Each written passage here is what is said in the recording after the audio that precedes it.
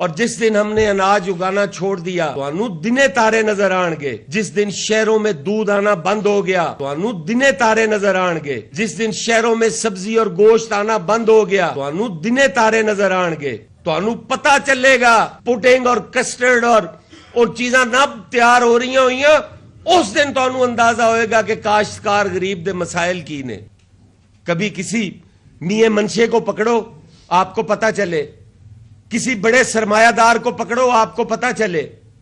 بیچارہ مظلوم وہ کاشتکار, آپ اس کو لوٹ رہے ہو, اس کو نوچ رہے ہو. 47 میں آزاد تم لوگ ہوئے تھے, ہم تو آج بھی غلام ہیں. اس وقت بنیے کے غلام تھے, آج تمہارے غلام ہیں. کب تک ہماری یہ نسلیں جو ہیں اس بوجھ تلے دبی رہیں گی؟ اور میں آپ سے وعدہ کرتا ہوں کہ اگر آپ نے اپنی روش نہ بدلی تو ہم یہ اناج اگانا چھوڑ دیں گے.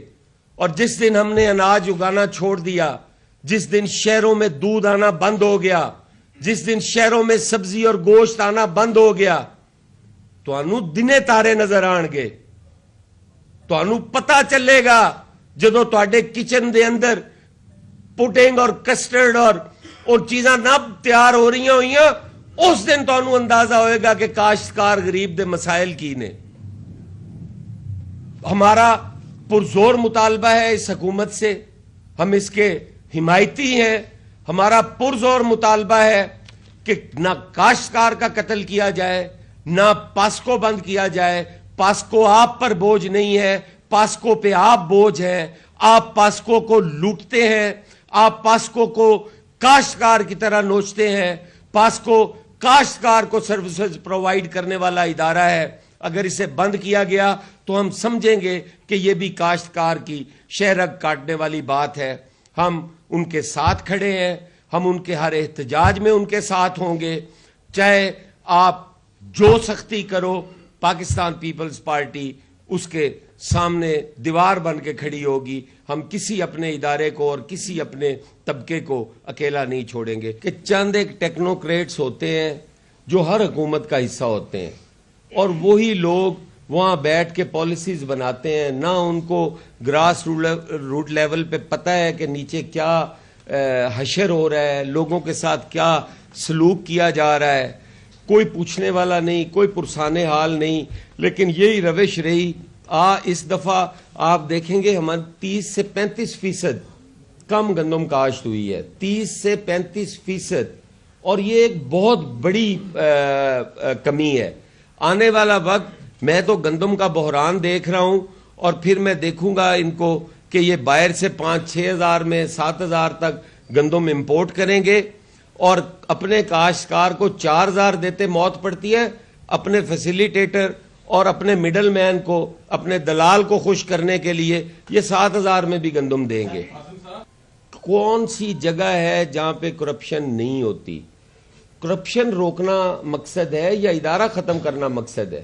اگر ایک ادارہ جو الزامات آپ کہہ رہے ہیں, میں ان کے الزامات کو ڈیفینڈ نہیں کر رہا, میں کہتا ہوں کہ اگر ان پہ الزامات ہیں انہیں قرار واقعہ سزا ملنی چاہیے. میں تو ریفارمز کا مطالبہ کر رہا ہوں کہ اس میں ریفارمز آنی چاہیے. کیا جو ادارہ جس پہ الزام ہوگا کرپشن کا وہ بند کر دیا جائے گا؟ کیا میرے پاس اب بھی نام موجود ہیں, لیکن میں صرف اس لیے نہیں لے رہا کہ کوئی بھی چیز جو ہے اگر حکومت آج بھی ٹھیک کرنا چاہے تو اس کے پاس ایک سپیس ہونی چاہیے, وہ اسے درست کرے. اس پہ اثر انداز کون ہوتا ہے؟ اس کرپشن کی ذمہ داری جاتی کس پہ ہے؟ کون وہ کرپشن کرواتا ہے؟ کیا ایک کوئی فیلڈ اسسٹنٹ یا اس لیول کا آدمی وہ کرپشن کر سکتا ہے؟ کیا وہ بوریاں میں اور آپ نہیں لیتے؟ میں گندم کاشت کرتا ہوں 5 ایکڑ, میں بوریاں لے رہا ہوں 1 لاکھ, تو میں کیسے لے رہا ہوں وہ بوریاں؟ میرا سینٹر ہو گجرانوالا, میں بوریاں دے رہا ہوں ٹوبا ٹیکسنگ سینٹر پہ, کون ذمہ دار ہے اس کرپشن کا؟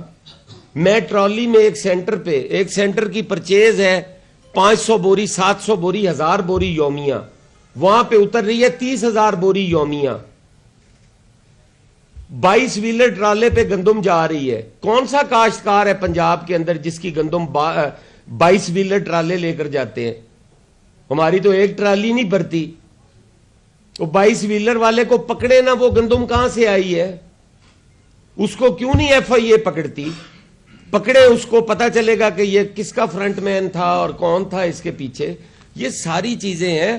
ہم بالکل اس حق میں نہیں ہے کہ کوئی ادارہ کرپشن کرے یا کوئی ملازم کرپشن کرے, بالکل اس کو چارج ہونا چاہیے, لیکن ادارہ بند کرنا یہ مناسب نہیں ہے. اس ساری کرپشن کے باوجود اگر وہ پروفٹ میں جا رہا ہے تو پھر ادارہ بند کرنے کی تو ضرورت نہیں نا. اس کرپٹ آدمی کو یا اس کرپشن کرانے والے کو ضرور قرار واقعہ سزا ہونی چاہیے.